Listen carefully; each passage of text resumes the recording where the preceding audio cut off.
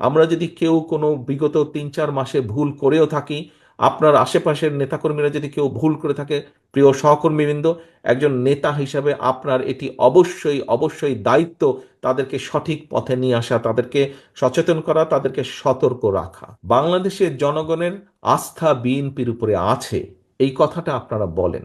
প্রিয় সহকর্মীবৃন্দ, এই আস্থাটা ধরে রাখা কিন্তু অনেক কঠিন ব্যাপার। জনগণের আস্থা আপনাদের উপরে আছে, আমাদের উপরে আছে, বিএনপির উপরে আছে। এটি ধরে রাখার দায়িত্ব আপনার এবং আমার এবং আমাদের সকলের। এটি ধরে রাখার দায়িত্ব কিন্তু জনগণের না। জনগণ আস্থা রাখবে তার উপরেই যে জনগণের সাথে থাকবে।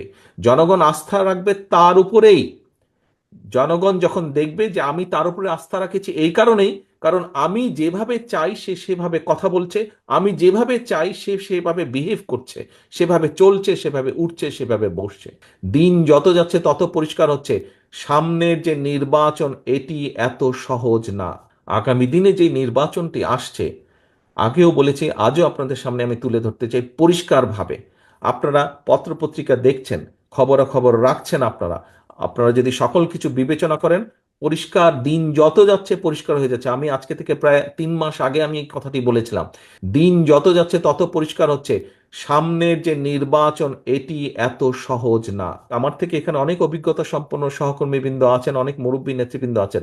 আমি আমার যতটুকু রাজনৈতিক অভিজ্ঞতা গত 30-35 বছরের, এই অভিজ্ঞতার আলোকে আমার কাছে মনে হচ্ছে সামনের যে নির্বাচন আমরা ফেস করতে যাব, হতে পারে আমাদের একটি প্রধান প্রতিপক্ষ অনেক দুর্বল হয়ে গেছে, তারপরেও তারপরেও এই নির্বাচন বাংলাদেশের যে কোনো নির্বাচনের থেকে অনেক কঠিন নির্বাচন হতে যাচ্ছে। অনেক কঠিন নির্বাচন হতে যাচ্ছে, কারণ 20 বছর আগের যখন মানুষ নির্ভয়ে, কম বেশি নির্ভয়ে ভোট দিতে পারত, আপনি যদি সেই 2001-এর নির্বাচন ধরে থাকেন, সেই সময় থেকে মানুষের চিন্তাধারা পরিবর্তন হয়েছে, মানুষের ধ্যান ধারণার পরিবর্তন হয়েছে, মানুষ এখন অনেক অনেক সচেতন। সেটি সামাজিক মাধ্যম সহ বিভিন্ন কারণেই হোক না কেন। কাজেই সহকর্মীবৃন্দ, কেউ যদি মনে করেন যে আপনার এলাকার কোনো কিছু আপনাকে এফেক্ট করছে না, আরে এটা কেউ জানবে না, এইটি ভুল ধারণা সম্পূর্ণভাবে।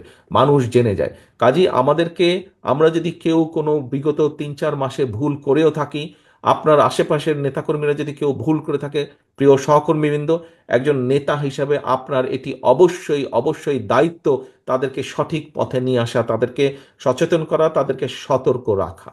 আমরা প্রায় বলে থাকি যে অমুক একটি দল আছে, তারা তো এই কাজ করে যাচ্ছে। ভাই, কমপ্লেন করেন কেন? ওরা যদি এই কাজ করে যাচ্ছে, ভিতরে ভিতরে এই কাজ করে যাচ্ছে, তো আপনি কেন করতে পারছেন না এই কাজ? আপনাকে আপনার দলের পক্ষে পরিকল্পনা নিতে হবে, আপনাকেও কাজ করতে হবে। কমপ্লেন করা চলবে না।